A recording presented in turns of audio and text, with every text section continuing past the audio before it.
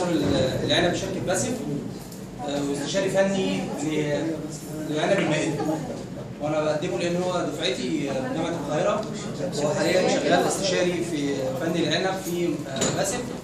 كان شغال قبل كده استشاري في جمعيه هي اللي هي جمعيه تنميه الصيدلات البستانيه من سنه 99 ل 2006، وبعدين تدرج واشتغل بعد كده في الاشراف على بعض المزارع الكبيره، وبعد كده مسك مدير مجالس المحاصيل في جمعيه هي من 2010 ل 2011، وحاليا هو استشاري بشركه باسف للعنب. هدينا محاضره ان شاء الله عن اصناف العنب الموجهه للتصدير. اتفضل. شكرا.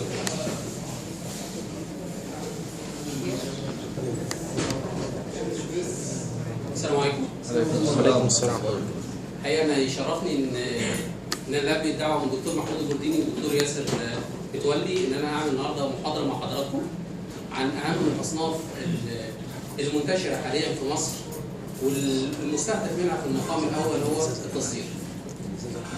في الحقيقه انا حابب ابدا بالسلايد ده في الاول خالص اللي هو العنب بتاعنا في اوروبا، ودي تحديدا في انجلترا في احد سلاسل السوبر ماركت هناك.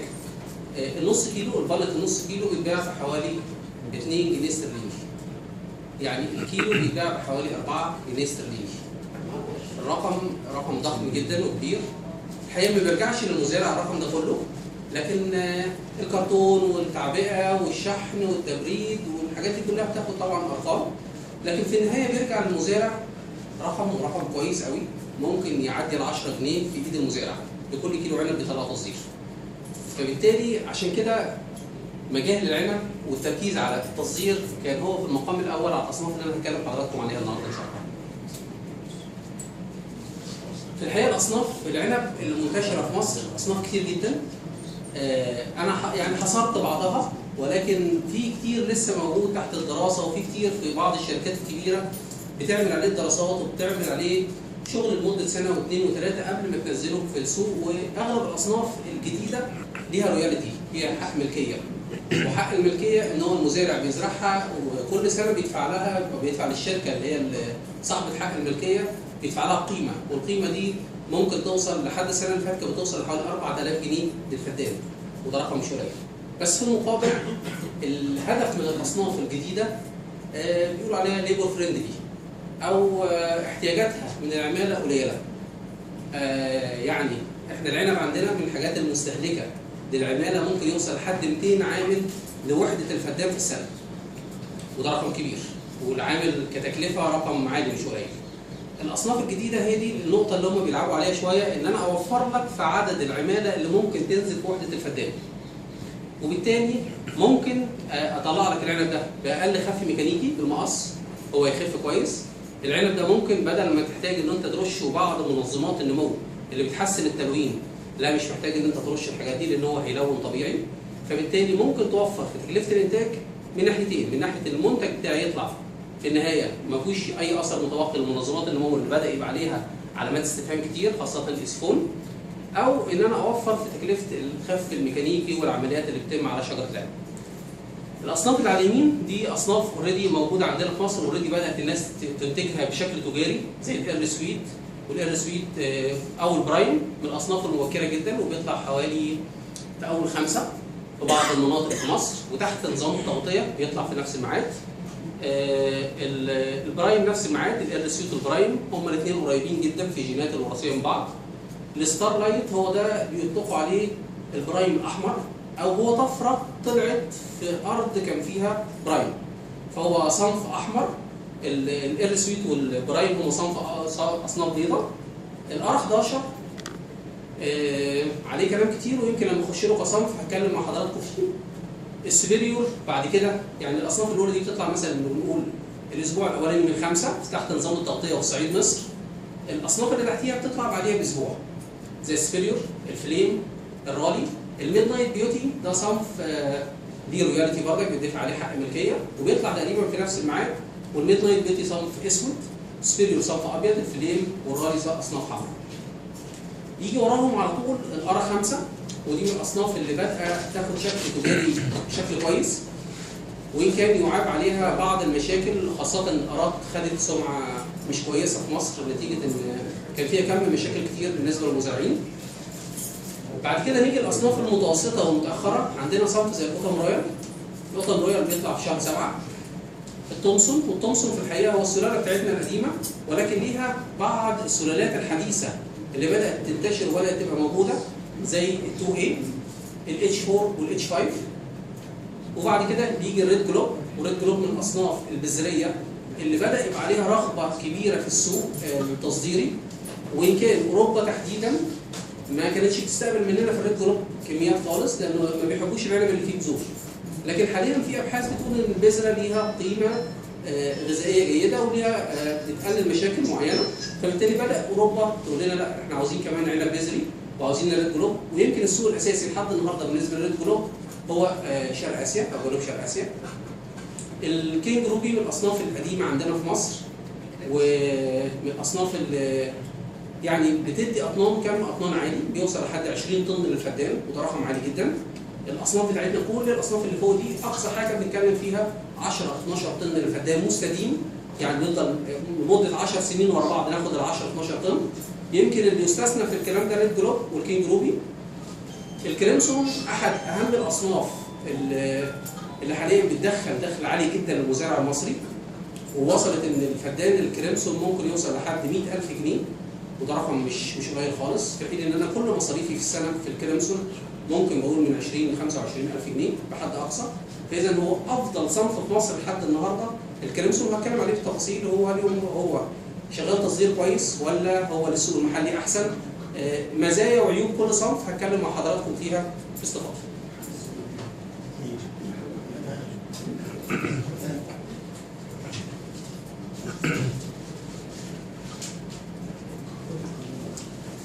في الحقيقه اصناف العنب بشكل عام كلها بتمر بالمراحل الفينولوجيه دي، اللي هي بتخش في مرحله الشتاء اللي هي المرحله اللي احنا فيها، تبدا تخش في سكون، وبعدين بتاخد فتره راحه اللي هي خلال فتره الشتاء. هي وسيله لحمايه النبات من اضرار الصقيع، وهي حاجه من الحاجات الهامه لان الشجره تستكمل دوره حياتها. ولكن في بعض الدول زي المناطق الاستوائيه ما عندهمش خالص بقت، فدي عندهم مشكله شويه، الشجره ما بتكملش دوره حياتها بشكل كويس. وفي الدول دي عندهم ممكن ينتجوا محصولين في سنه واحده، ولكن كم المحصول وجوده المحصول بتكون اقل من الدول اللي فيها كم بروده كفايه. بعد كده بيبدا خروج النموات، وخروج النموات لحد التزهير بتختلف من صنف للتاني، لكن معظم الاصناف بنتكلم من 4 لحد 7 اسابيع، وبعدين يبدا النبات يخش في مرحله التزهير. مرحله التزهير حسب درجه حراره الجو ممكن تقعد معايا من اسبوع تستمر لحد 20 يوم حسب الجو بتاعي درجه الحراره عامله ايه. وبعدين من مرحله التزهير الكامل لحد مرحله الحصاد بتختلف من صنف للتاني. الاصناف المبكره ممكن خلال 55 يوم من التزهير الكامل يبدا حصاد. اما الاصناف المتاخره ممكن يوصل لحد 90 يوم ويعدي 90 يوم ويوصل لحد 100 يوم. مرحله ما بعد الحصاد مرحله مهمه جدا، وهي اللي فيها بيتم التخزين الكربوهيدراتي، وبناء عليها النبات بيقدر يتحمل مرحله بعد كده لو تعرض لكم اجهاد في وقت خروج العين. فمرحله ما بعد الحصاد كتير من المزارعين بيتجاهلوها وبيهملوها، وهي مرحله غايه في الخطوره، خاصه ان هي التخزين الكربوهيدراتي، خاصه لو في نشاط زي الحشري والفطري او الناس ما اهتمتش بموضوع التخزين او اضافه الاسمده في الميعاد المناسب.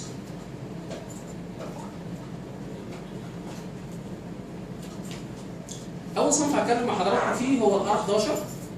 الار 11 في الحقيقه من الاصناف اللي من 7 سنين تقريبا اتعمل عليه ضجه جامده جدا.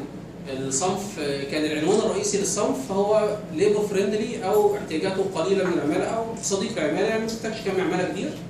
لكن بعد 4 سنين او 3 سنين من الزراعه والانتاج التجاري فوجئنا ان في مشكله بالتلون البني الداخلي اثناء التبريد. فبالتالي الصنف ده كتير من المزارع دلوقتي بدأ يقلعوه بعد ما كان صنف هايل في ميعاد الحصاد، يعتبر من اقرب اصناف الحصاد، ولكن التلون الداخلي اثناء الشحن والتبريد خلى ان الشكل العنقود لما يوصل للزبون خارجيا من بره خلاص في مشكله كبيره. فبالتالي الصنف ده كتير من المزارع النهارده بدأت تحط عليه علامات استفهام، وكتير من المزارع بدأوا يقلعوه.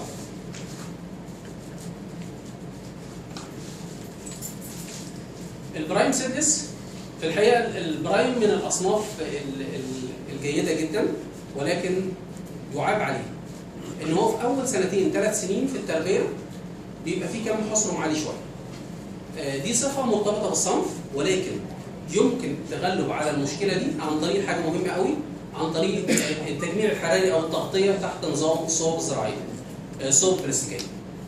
من خلال الصوب او من خلال درجه الحراره العاليه نقدر نتغلب على مشكله الخف في الصنف البرايم او حبات الحصرم. وبعد 3 سنين 4 سنين البرايم في الحقيقه بيكون مشاكله في الحبات الحصرم قليل جدا. من المعاملات المهمه جدا لصنف البرايم ان انا ما اسيبش على الطراح الخضري بتاعي اكتر من عنقود واحد. من الحاجات المهمه جدا ان انا اغطيه احسن ما اسيبه مكشوف، يعني احطه تحت صوبه بلاستيكيه افضل ما اسيبه في الارض مفتوحه، لان في الصوبه البلاستيكيه في الحقيقه التجميع الحراري بيكون عالي، فالنبات الفرط بتاعه بيكون كويس، وكل ما يكون الفرط كويس هيكون بعد كده التحجيم بتاعي جيد. في الحقيقه البرنامج المعاملات بتاعته هو بيحتاج، هو كل الاصناف او اغلب الاصناف ما بتحتاجش استطاله، لكن بتحتاج خف. الخف في الصنف البرايم سيلز بيحتاج من قرص ونص على 1000 لتر ميه، يعني جزء ونص في المليون. التحجيم في الحقيقه كتير من المزارعين بيحجموه بزياده عشان ياخد مواصفه تصديريه عاليه، ممكن يوصل لحد 24 مللي، ولكن كل ما احجم بزياده هيبقى عندي مشكله مهمه في تاخير الحصاد وتراكم السكريات. فبالتالي يفضل ان انا ما احجمش بزياده، يعني اقصى حاجه تبقى 20 جزء في المليون. عند 8 ل 10 مللي، ودي نقطه مهمه قوي التركه في الصنف. الصنف لو حجمته قبل انتهاء الخف الطبيعي، كلمه انتهاء الخف الطبيعي دي نقطه مهمه قوي او مصطلح مهم قوي، اللي هو بعد ما الفرط يكون خلص خالص من العنقود. اول ما الفرط يخلص تماما من العنقود ده الميعاد الامثل للتحجيم. طيب لو البرايم سيلز جيت حجمته قبل الميعاد ده بشويه، كم الحصرم هيبقى فيه عالي، مش هنوصل للشكل الجميل اللي هو زي العنقود المعروض ده.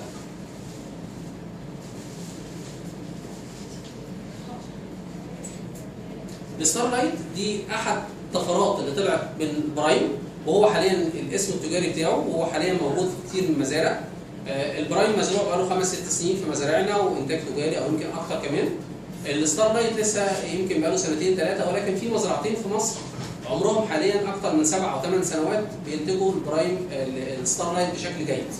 الستارلايت كل الفكره المختلفه عن برايم في حاجه واحده بس، ان هو بيحتاج معامله اسرل عشان تحسين التلوين، لكن هو نفس مشاكل البرايم، نفس مزايا البرايم، كل حاجه تنطبق على البرايم تنطبق على الستارلايت. ده ستارلايت برضه. الايرلي سويت في الحقيقه احد المعامل في اسرائيل هي المنتجه للصنف ده، والصنف ده بقى له في مصر دلوقتي حوالي اكثر من 12 سنه. اسمه عدد بركاني في اسرائيل هو المنتج الصنف. الصنف ده موجود حاليا ينتج بشكل تجاري بشكل جيد، لكن حكر على 5 شركات بس في مصر اللي زرعوه، اللي هم ماضيين العقد مع الشركه او مع المعهد اللي هو صاحب الصنف.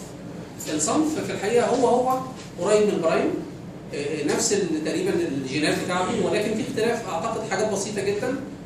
واعتقد ان هو كان ملعوب في الصنف بين يعني الصنف البرايم طلع الاول، وحد لعب في الصنف في الايرلي سويت وبعد كده طلع الصنف ده. لكن الحقيقه للامانه نفس مشاكل الستارلايت البرايم نفس مشاكل الايرلي سويت. اخش على الاصناف اللي موجوده عندنا في مصر واللي بتحتل مراكز عاليه جدا في التصدير. الفليم.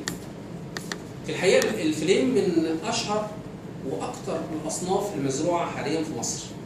الفليم مزروع في صعيد مصر يمكن من الاقصر واسوان لحد المناطق الساحليه في مصر، ولكن هو بيجود اكثر في الاماكن اللي فيها نسبه رطوبه نسبيه عاليه شويه. يعني لو اتكلمنا على انهي احسن في التلوين، المناطق الساحليه ولا صعيد مصر، هنلاقي ان المناطق الساحليه احسن كتير قوي في التلوين واحسن كتير قوي في التحجيم. لكن المناطق الساحليه نتيجه ان التراكم الحراري قليل او عدد ساعات الحراره اللي بيوصل لحد الصنف لحد الحصاد بياخدها في عدد ايام اكتر، فممكن ياخد الحجم اكتر. لكن في صعيد مصر بياخد فتره قصيره من خروج العين لحد الحصاد، ده يخليه شويه الحجم بتاعه قليل. زائد ان في صعيد مصر برضه في مشكله ثانيه، التلوين نتيجه ارتفاع الشديد في درجات الحراره.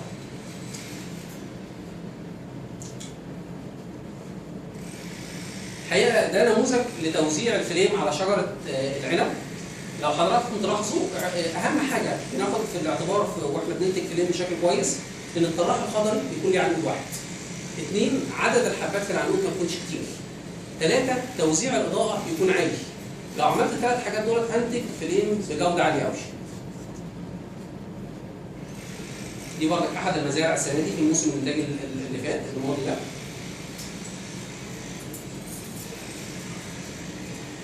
زي ما قلت لحضراتكم الفيلم التكات المهمه قوي فيه ان انا بسيب نموات خضريه محدده بوحده المساحه، يعني المتر مربع بسيب عدد 8 نموات خضريه فيه، يعني لو انا زارع 2 في 3 يبقى عندي 6 متر لكل شجره، 6 متر في 8 يبقى اسيب بس 48 نمو خضري على الشجره، مش اكتر من كده. طب لو سبت بزياده هيبقى عندي كثافه ظل عاليه، ممكن دي تعكسني قدام شويه في التلوين، زائد ان كل ما اسيب عدد نموات خضراء قليله اسيب على كل نمو خضري عنقود واحد، فبالتالي هساعد قدام شويه في موضوع التلوين الجيد. 2 اللي زي ما قلت لحضراتكم عنقود لكل نمو خضري. طب لو سبت عنقودين بيحصل تاخير في التلوين، لكن لو الشجره قويه بتلونهم كويس، ولكن مش بنفس سرعه لو عنقود واحد لكل نمو خضري. 3 المعاملات بالجبرلين. الصنف ده لابد ان انا اعمله بالجبرلين عشان احسن فيه الخف واحسن فيه التحجيم، ولكن المعاملات متباينه لاكثر من حاجه. الحاجه الاولانيه درجه الحراره، كل ما يكون درجه الحراره عندي عاليه بقلل جدا برنامج الخف بالجبرلين بتاعي، ممكن انزل لحد 5 جزء في مليون. ممكن في حاله منطقه يكون فيها البرد عالي ممكن اوصل لحد 10 جزء في مليون، او اكرر معامله الخف اكثر من مره، ممكن اوصل ل3 معاملات خف عشان اقدر اخف بشكل كويس. 2 الاصل، لو انا زارع على اصل قوي باخر جدا برنامج الخف بتاعي وبخليه عند 100% تزهير او 120% تزهير. مصطلح 120% تزهير يعني 20% عقد. فكل ما اخر يكون افضل. ليه؟ طب لو انا عند في الاصل واديت معامله جبرلين بدري هفرط العمود كله بزياده. فبالتالي ده من الحاجات اللي مش هاخد انتاج في الاخر، فيبقى حاجه مش جيده. قوه النمو، كل ما يكون النمو عندي في مرحله التزهير معدي نمو قدر متر، معنى كده النبات عندي قوي. كل ما يكون في التزهير لا معدي متر و20 متر ونص، لا كده خد بالك ان برنامج الخف بتاعك لابد ان انت تاخره قدر المستطاع وتقلل كميات الجبرلين على قد ما تقدر. لكن لو النمو القدر عندي قليل وانا في منطقه فيها درجه حراره عاليه قوي، لا اسرع شويه من برنامج الجبرلين بتاعي واخليه عند من 20 ل 50% تزهير.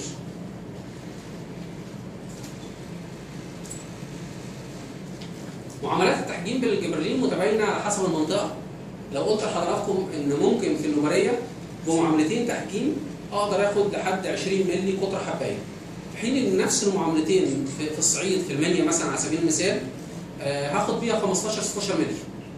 فاذا معاملات الجبرلين بتختلف حسب المنطقه. لو انا الهدف بتاعي في المنيا ان انا اطلع المواصفه بتاعتي ما تقلش عن 17 مللي، يبقى انا محتاج ازود معامله ثالثه او اساعد الشجره في التحجيم بوسائل اخرى زي تطويش النموات، زي التحليق، وان كان التحليق من الحاجات المستبعده شويه لان ليها اثر ضار على شجره العنب. لكن اقدر من خلال بعض معاملات الجبرلين احسن حجم الحبايه. 2 المواصفه، لو انا المواصفه بتاعتي بتقول لي انا عاوز 20 مللي قطر حبايه يبقى لازم كم الجبرلين بتاعي يكون زياده. طيب لو انا المواصفه بتاعتي بتقول لا انا اسمح لك من 16 مللي قطر حبايه، ممكن يكون رشتين كفايه جدا. في الحقيقه رشتين في معظم الاحيان 40 و30 بتأدي الغرض وبتديني حجم يعدي ل 17 18 مللي مع تطويش النموات مع اداره المجموع الخضري بالشكل الجيد.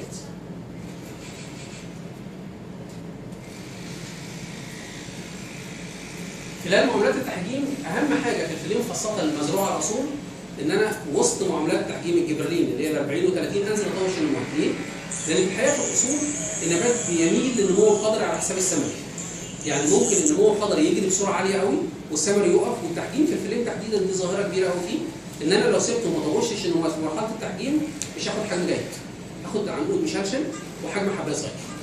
فبالتالي لابد في مرحله التحجيم او عقب انتهاء الخف الطبيعي، يعني بنتكلم عند قطر من 5 مللي لحد 7 مللي او 8 مللي، لابد ان انا انزل اطوش النموات.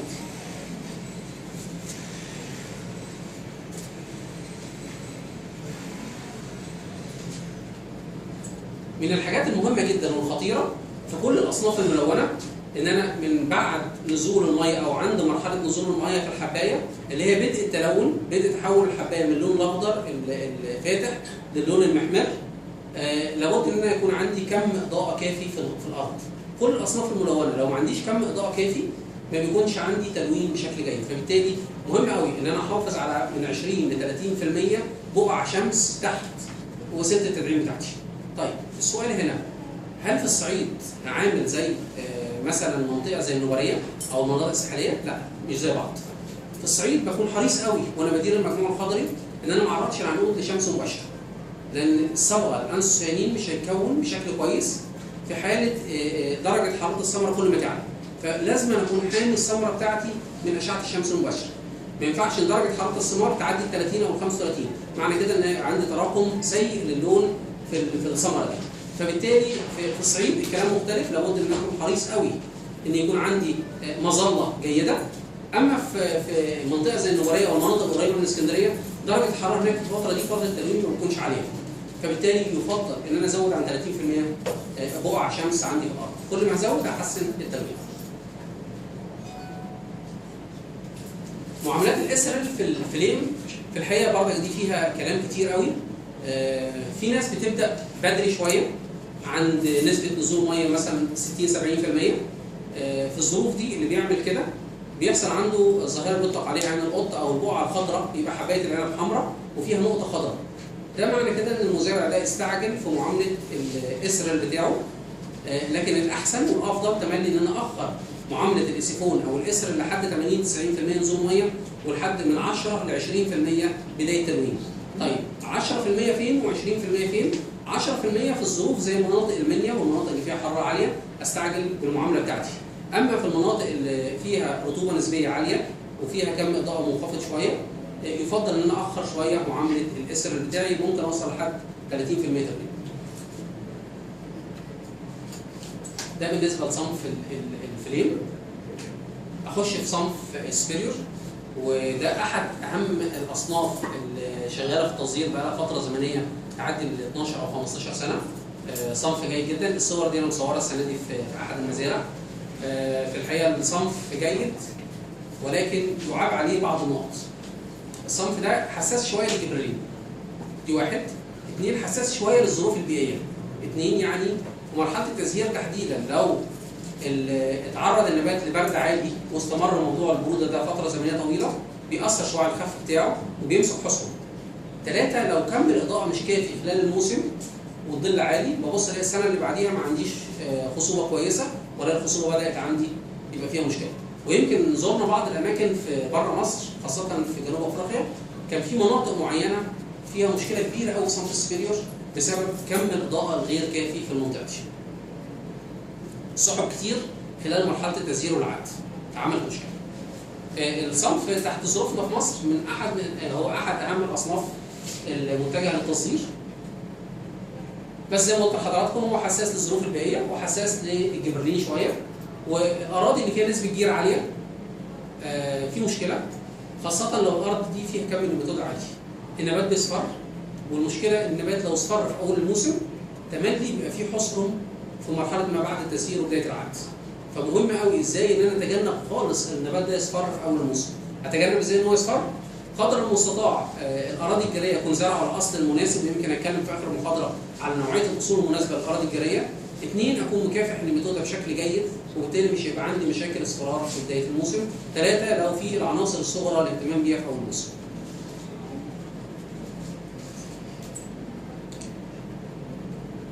اثنين، ان الصنف ده منخفض الخصوبه قاعديا، فبالتالي محتاج ان هو يتألم على طراحات طويله، والطراح اقصد بيه طراح طويل من 8 ل 10 عين.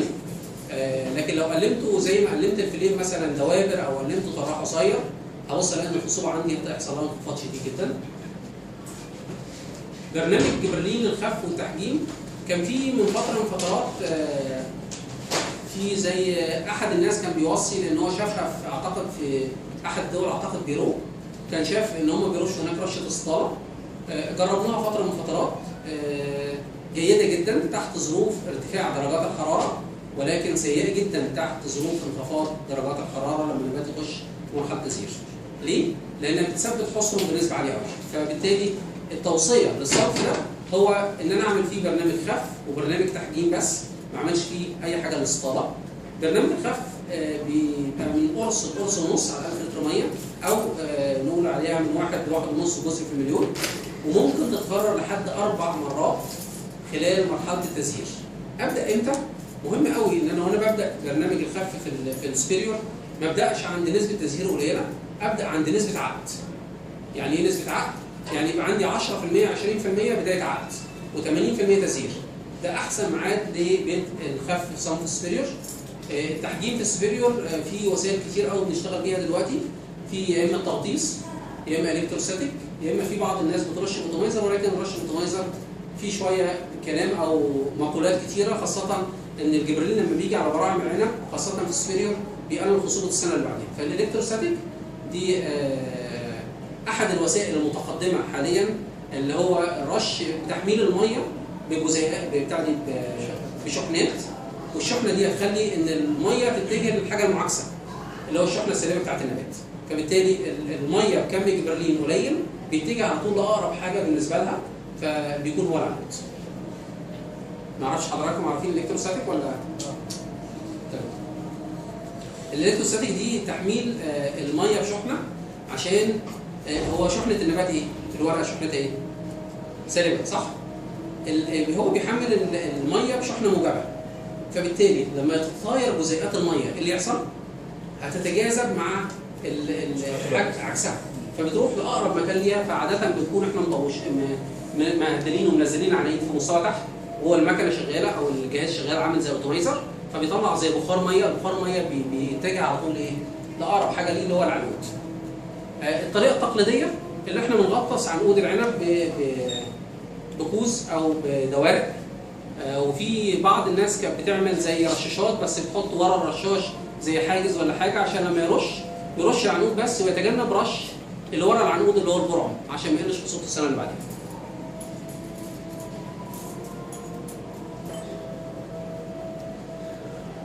في الحقيقه الصنف حسب درجات الحراره في مرحله التزهير. لو حظنا كويس ودرجات الحراره عاليه في مرحله التزهير الخف بيبقى ممتاز، لكن لو عاليه قوي الخف بيبقى زياده. طيب لو درجه الحراره منخفضه الصنف فيه عيب ان هو بيمسك حصره او الخف الطبيعي بتاعه بيكون قليل.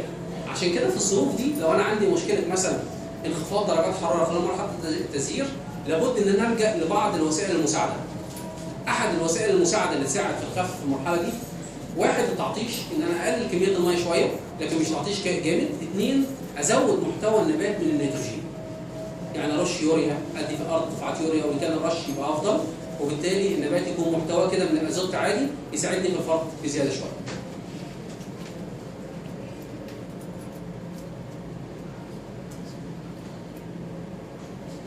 من ضمن مشاكل الصنف، ودي احد اهم واخطر مشاكل صنف السبيريور عندنا في مصر، هو السوبر ماركت بتاعي بيطلب مني سكر 16.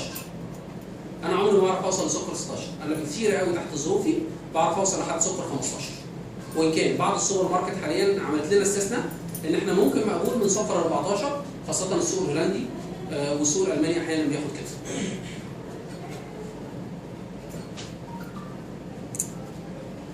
الرالي ده صنف طلع طفره من السبيريور، وحاليا هو اسمه التجاري كده، هو ليه نفس مشاكل السبيريور وليه نفس مميزات السبيريور، لكن هو احسن من السبيريور في النقطه الاخيره اللي لسه قايل لحضراتكم عليها اللي هي السكر. هو ما فيش مشكله في السكر، هيوصل سكر 17 بسهوله، لكن هو بيحتاج خف، بيحتاج تحجيم زي ما احنا قلنا بالظبط المعاملات اللي احنا اتفقنا عليها، وبيحتاج رشه اسرل عشان يساعد في اللون. فهو بالظبط هو السبيريور الاحمر اللي هو الرالي 6. الميد نايت بيوتي ده احد الاصناف السوداء. في الحقيقه الهدف من زراعته كان في مصر ان احنا نطلع بانت في، ده حسب طلب السوبر ماركت، بانت فيه عنب ابيض وعنب احمر وعنب اسود، يبقى البانت ميكس من 3 اشكال، عشان ده نوع من انواع ان احنا نوفر للسوبر ماركت حاجه مميزه فيدينا هو كمان سعر مميز. الميد نايت بيوتي من الاصناف اللي اتغطت في مصر، وهو في الحقيقه شركه او شركتين بس في مصر هم اللي زارعينه وبينتجوه بشكل تجاري، ولكن يعاب على الصنف ده حاجتين. الحاجه الاولانيه سهوله التشققات، الحاجه الثانيه سهوله الفرط. بيفرط بزياده، يعني بيخف نفسه بزياده قوي. طيب التشوقات ممكن بعض المعاملات بالكالسيوم تحسن، ممكن الاضاءه تحسن شويه. الفرط الزياده في الصنف ده تحديدا عشان نقدر نتغلب على المشكله بتاعته مهم قوي، ان انا قدر المستطاع انزل اطوش قبل التزهير مباشره.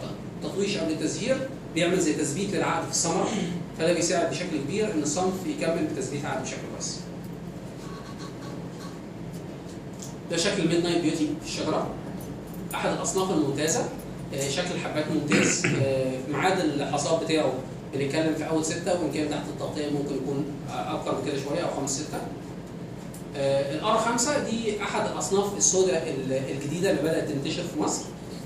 في الحقيقه الاراض بشكل عام كان عليها مشاكل كبيره، خاصه النقطه اللي قلت لحضراتكم في الار 11 في اول المحاضره، ان هو التلون الداخلي البني، خاصه اثناء الشحن والتداول او اثناء الثلاجات، وضع العنب في الثلاجات. فبالتالي معظم الاراضي اللي هي اتزرعت في البدايه كان فيها نفس المشكله. الار 5 في الحقيقه صنف اسود ما فيهوش المشكله دي، ولكن في مشكله تشوهات خفيفه. الصنف ده منتج في كتير من المزارع حاليا في مصر، واعتقد ان الصنف ده واعد وممكن يستمر بشكل كبير ان شاء الله في الفتره اللي جايه. الصنف زي ما احنا قلنا في الميد نايت بيوتي بالظبط، هو حساس للنيتروجين، يعني الفرط ممكن يبقى فيه زياده، فبالتالي مهم قوي ما بلغش كميات النيتروجين في المرحله الاولى من خروج العين لحد مرحله التزهير. 2، ينفع ان انا اطوش لو لقيت درجات الحراره عاليه قوي قبل مرحله التزهير عشان اضمن ثبات العقد.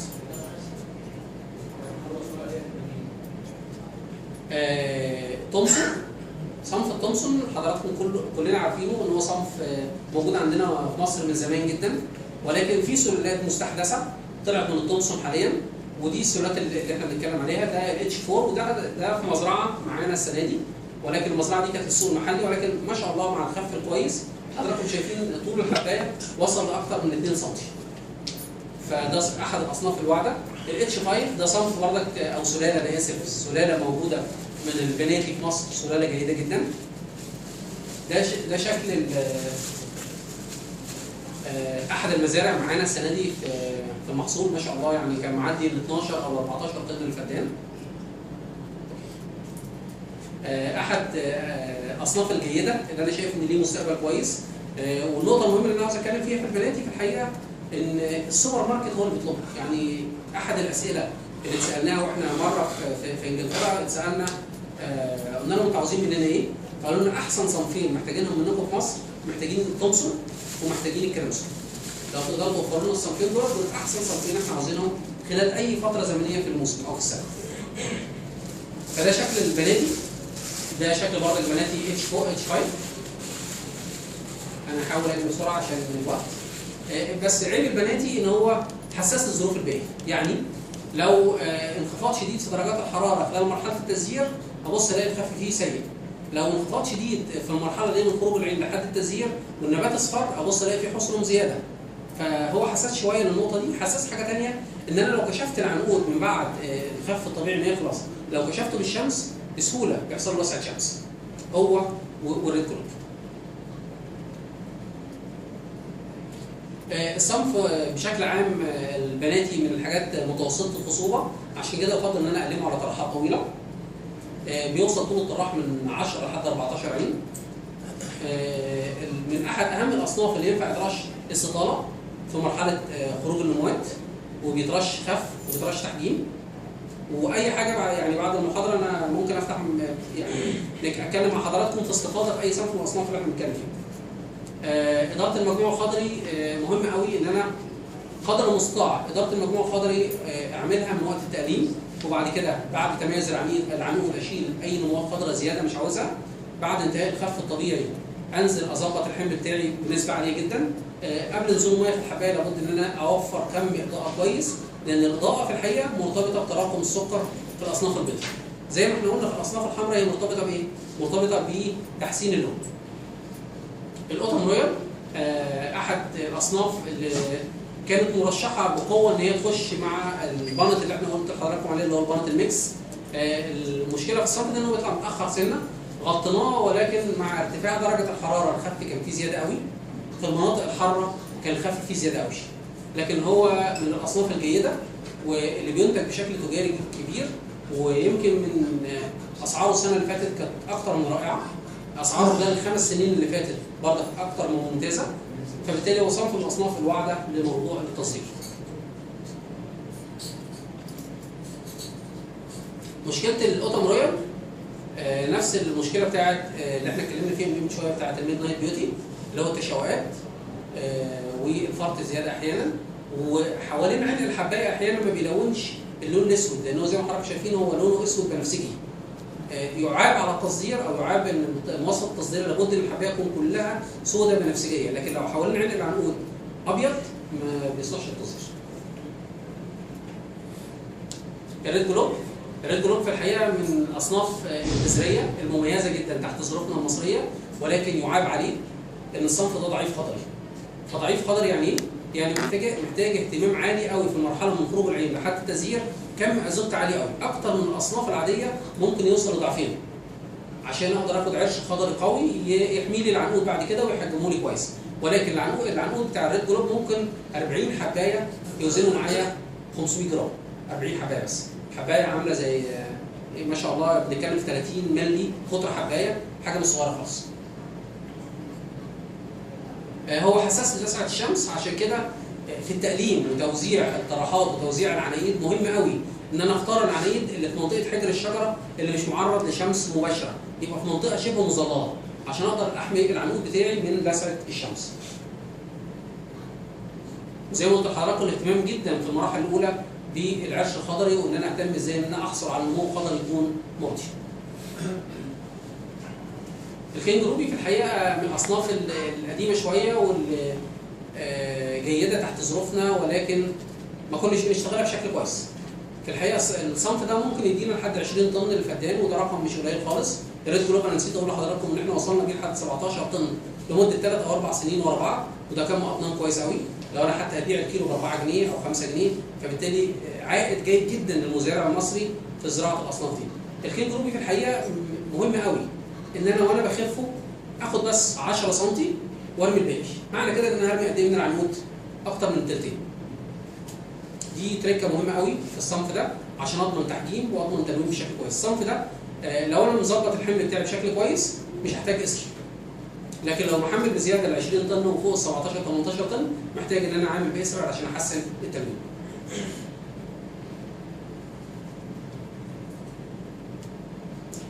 من ضمن عيوب الصنف ان هو حساس شويه للضغط دي، فبالتالي محتاج مني اهتمام سنه في موضوع مكافحه الضغط دي. الكريمسون اعتقد هو النهارده هو افضل صنف في مصر، على الرغم من ان انا اقول لحضراتكم ملاحظه بسيطه. في 2006 احد كبريات الشركات اللي شغاله في التصدير في مصر قلعت اغلب مساحات الكريمسون عندها. ليه؟ عشان الكريمسون شويه في عيب، العيب بتاعه ان هو فتره حصاده من بدايه الحصاد لحد نهايه الحصاد ممكن يعدي شهرين. ده لشركات التصدير مش مناسب. انا هنزل اجمع عنقود واقعد اسبوع واجمع عنقود واقعد اسبوع وهكذا، الكلام ده مش مناسب بالنسبه لنا شويه. لكن بالنسبه للسوق المحلي اكتر من ممتاز ان هو يجمع عنقود ويستنى شويه. والنهارده الحمد لله قدرنا نوصل لحد تلوين لحد 10 طن و12 طن في الصنف ده بشكل جيد جدا. في 2006 ما كناش ناجحين في اكثر من 5 6 طن للفدان، 7 طن بكتير قوي، فساعتها ما كانش اقتصادي. النهارده احد اهم الاصناف المنتشره في مصر والاقتصاديه جدا. الكريمسون في الحقيقه حابب اوري حضراتكم 3 نماذج ليه. الكريمسون اللي هو اللون اللي هو الغامق، والكريمسون فاتح شويه، والكريمسون فاتح جدا. في الحقيقه دي مواصفه الكريمسون اللي معظم المزارع اللي بتحمل اقطان عاليه بتوصل لها. لكن لو انا منطقتي فيها انخفاض درجه حراره او فروقات درجه حراره خلال مرحله التلوين عاليه، بقدر اوصل لده واوصل لده. وبرضك يصاحب الكلام ده كم الاقطان. لو انا مش محمل اقطان عالي اوصل لدرجه اللون ديوتي، لكن محمل اقطان عاليه هيبقى عندي نسبه مش قليله من اللون الفاتح ده. اعتقد ان الكلام فيها ايه؟ طيب ماشي، انا خلاص حابب نخش. دي اصناف جديده حاليا لشركات كتير قوي نتيجه برامج التربيه الكتيره اللي حوالين العالم. اصناف العنب اللي بدات تخش مصر وتخش كل الدول بقت كبيره جدا، ففي كم اصناف كتير قوي تحت التجارب بدات اوريدي بدانا نجربها، وفي اصناف لسه في شغل عليها. واعتقد خلال الفتره الزمنيه اللي جايه ممكن نلاقي التركيب العنب او اصناف العنب اللي موجوده في مصر خلال 5 سنين مختلفه خالص عن الكلام اللي احنا بنتكلم فيه النهارده. اخر حاجه اوري حضراتكم ده نموذج لاحد الاصناف الجديده صنف اسمه المولدي. ده انا في الحقيقه ما اشتغلتش عليه تجاري، لكن دي البروتوكول بتاع الصنف، واعتقد ده خلال فتره قريبه هيكون موجود في كتير من المزارع. ده صنف اسمه التيمكو، برضك لو حضراتكم تلاحظوا على السايزر احنا بنتكلم في قطر حبايه 27 مللي، تلوين بشكل كويس قوي، اطنان بشكل جيد. اعتقد الاصناف دي هيبقى ليها حظ خلال الفتره اللي جايه بشكل كويس. اخيرا حته بسيطه كده، ما ينفعش اتكلم عن الاصناف في غياب الاصول. في الحقيقه اشهر 4 اصول موجودين تحت ظروفنا في مصر هم الرمسي والفريدم والريختر 110 والبولسن. في اصناف ثانيه، اصول ثانيه موجوده، ولكن دولت اللي واخدين نصيب الاسد في الزراعات في مصر حاليا، الزراعات الجديده.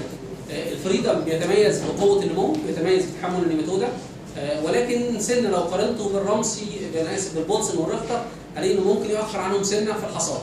لكن افضل اصل لتحمل النيماتودا كاختيار بيكون الفريدم. الرمسي افضل اصل في تحمل الاملاح. فلو انا مشكلتي في المزرعه املاح عاليه اختار الرمسي، لو مشكلتي املاح ونيماتودا برضه اختار الرمسي. لكن لو انا ما عنديش نيماتودا في الارض ممكن اختار الاصول الثانيه اللي هو الريختر 110 او البولسن، او ممكن في ظروف ارتفاع نسبه الرطوبه الارضيه العاليه يبقى اختياري للبولسن هو احسن اختيار، او ان انا يكون عندي النبات محتاج احسن فيه التلوين اختار برضك الريختر 110 في الاراضي اللي هي فيها نسبه طين عاليه شويه. لكن الاراضي اللي فيها نسبه رمل عاليه شويه، لان احنا ما عندناش مزرعه في مصر خاليه من الميتودا، الريختر والبولسن يسقطوا. اتمنى ان اكون يعني اتكلمت مع حضراتكم حاجات بسيطه ومعلومات بسيطه جدا عن اصناف العنب، وتحت امركم في المناقشه. نشكر المنشط على المحاضره الشيقه عن العنب واصناف العنب. الاسئله دكتور عبد العزيز. بنشكر حضرتك جدا على المحاضره، فعلا نقلتنا نقله كويسه يعني. الله يكرمك. من الاراضي والطين والبتاع للعنب واصناف العنب. الحقيقه برضه زي ما حضرتك قلت صنف الفليم ما زال هو الصنف المنتشر جدا يعني. فايه مستقبله في مصر خصوصا في المناطق الصحراويه في الفتره اللي جايه؟ شكرا يا دكتور على سؤال حضرتك. في الحقيقه الفليم بدا يبقى فيه مشاكل خاصه في المناطق اللي فيها ارتفاع درجه حراره عاليه زي مناطق صعيد مصر بشكل عام. الفليم كان بيتزرع هناك بشراهه بكميات كبيره جدا اخر 4-5 سنين، ولكن يعاب عليه زي ما قلت لحضرتك في اثناء المحاضره ان هو التلوين بيكون غير جيد والحجم بيكون غير جيد. يعني في الاقصر مثلا انتجوا السنه دي في نهايه شهر 4، وده ميعاد بدري قوي، ولكن كان كله حجم صغير جدا لا يصلح او لا يرتقي لاي مستوى للتصدير، فنزل كله سوق محلي. والحاجه الثانيه ان احنا داخلين على الفتره الجايه على ارتفاع حراري. التغير في المناخ ده ظاهره ولازم كلنا نعترف بيها، ان هي هتغير تركيب محاصيل كتير قوي من ضمنها العنب. فالمناطق المتاثره بالحراره العاليه الاصناف الملونه شويه مش هيبقى ليها نصيب الاسد. يعني النهارده لو حد جه سالني ازرع في الصعيد ايه؟ اقول له اختار الاصناف البيضاء افضل من الاصناف الحمراء عشان بيطلع بدري حوالي اسبوع ل 15 يوم. مواصفات السكر بتاعته ما تاثرش خالص بالحراره، العكس بتجري بسرعه. لكن الاصناف الحمراء نتيجه مشكله كبيره في تراكم الصبغه اللي صبغه الانثوسيانين تحديدا مع ارتفاع درجه الحراره، فبالتالي شويه في المناطق الحاره لا في مشكله. لكن نيجي للمناطق الثانيه، المناطق المتاثره برطوبه عاليه وفروقات بين درجات الحراره الليل والنهار كبيره زي منطقه النوبريه او اي منطقه قريبه من الساحل، حضرتك هتشوف فليم اكثر من رائع. مثال بسيط خالص حصل معانا السنه دي، الفليم بتاع الصعيد نزل سوق محلي وما اتباعش باسعار كويسه. الفليم بتاع النوبريه اللي طلع في نص 6 اتباع ب 10 جنيه الكيلو تصدير واكثر، يعني صفى في العموله الشركات في الاخر 14 جنيه كيلو، وده رقم اكثر من ممتاز. اتمنى اكون جاوبت على سؤال حضرتك. تمام، شكرا. بنشكر الباشمهندس شريف يعني على المحاضره وعلى حضور قسم الاراضي. بس ملحوظه كده لاحظتها السنه اللي فاتت في القيمات وطريق الصعيد، اللي رشوا دروميكس يعني ابتدوا يرشوا من نص 12. والظاهره دي عملت حاجه غريبه جدا، كان عنقود العنب كله بلابل. يعني ازاي بقى مع تغير الحراره اللي حضرتك بتتكلم عليه دوت الناس دي كل حياتها قايمه على يعني رش الدروميكس ده بالنسبه له اختلاف الوقت وتحديد الوقت دوت ازاي في الفترات الجايه؟ الدورميكس تحت ظروفنا في مصر هو حاجه الزاميه لازم نطبقها ولازم نرش دورميكس، يا اما مش هياخد تبكير ومش هياخد تجانس في الخلق. لان انا عندي في مصر ما بستوفيش كم وحدات البروده الكافيه، فبالتالي الدورميكس الزامي عليا في مصر ان انا اعمله، ولكن ممكن اعمله ب 5% في الاصناف المبكره، ممكن اعمله ب 2% زي صنف الكريمسون، وارشه قبل التفتح الطبيعي بثلاث اربع اسابيع بس. يعني برش في الكريمسون في 1/3، لكن في الفليم مثلا السوبيريور برشه بدري شويه، برشه في يناير. لكن الناس اللي غمرت وعملت السنه اللي فاتت موضوع رش الدورميكس المبكر في 12 كان هدفهم حاجه واحده بس، كان هدفهم ان هم يطلعوا بدري، لان هم شافوا السنه اللي قبليها الاسعار كانت حلوه قوي في البدري. الحاجه الثانيه كان هدفهم ان هم يهربوا من رمضان، ازاي اطلع العنب بتاعي بعيد عن رمضان. فكان الهدف غلط خالص، او ان انا احقق النتيجه بالطريقه دي غلط خالص. فبالتالي حصل اول ما رش الدورميكس العنب خرج، او النموات خرجت في ظروف انخفاض شديد في درجات الحراره. النبات لما بيتعرض درجه حراره اقل من 4 مئوي بيحصل اجهاض للعنود، اجهاض موت للعنود، او بيحصل اصفرار والنبات يقف عن النمو، ويفضل واقف عن النمو لدرجه ان الصنف او نفس الصنف اللي ترش بعديه ب 10 ايام يسبقه. فبالتالي مش ميزه خالص ان انا افكر في رش دورميكس مبكر. على العكس اقول لحضرتك في الصعيد في المنيا وفي الاقصر بيرش لحد 20 يناير، على الرغم ان هم اول مكان بينتج عنب في مصر، لكن هو عنده من خروج العين للحصاد فتره زمنيه قصيره. ولكن لما هو حب ان هو يرش في 12 لا، حصل اجهاض عنقود كتير، موت عنقود كتير، حصل نموات وقفت كتير، النبات كان تحت اجهاد بيئي غير عادي ادى ان هو في الاخر ما ياخدش تجانس في الحصاد، يعني يحصد فتره زمنيه طويله وجوده المنتج تطلع جوده مترديه. فالافضل بالنسبه لي في الدورميكس ابدا ما افكرش قبل 5 يناير في الاصناف المبكره، وممكن اوصل لحد 20 يناير. في الاصناف المتاخره زي مثلا الكريمسون ممكن اوصل من 5 فبراير او 10 فبراير في المناطق المبكره، اوصل لحد 1 مارس لو الظروف البيئيه مساعده. اقصد بالظروف البيئيه المساعده ان يكون درجه حراره الفتره دي لسه منخفضه، لان لو درجه الحراره عاليه هلاقي النبات ينتبه بسرعه. فلو انا اخرت في رش الدورميكس في الحاله دي هيبقى ماده حرقه، فهيموت لي البرم الرئيسي، لان عين العنب عامله عين ثلاثيه. ده العين الاساسيه اللي فيها عنقود، العين اللي جنبيها عين ثانويه فيها جوده عنقود اقل بيطلق عليها بلابل، العين الثلاثيه دي عين ثانويه ثانيه ما بيكونش فيها عنقود. في الحقيقه لو اخرت ده بيكون انتبه، ولو ترش عليه دورميكس بيعتبر ماده حرقه فبيموت، فبيطلع لي جوده عنقود اللي هي البلابل. شكرا.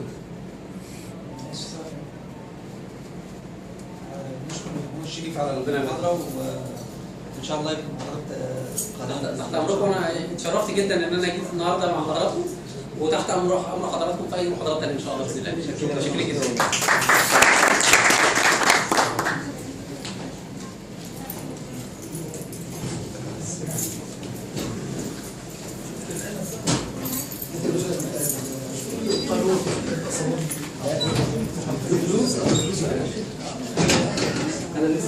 مين اللي خد القلم؟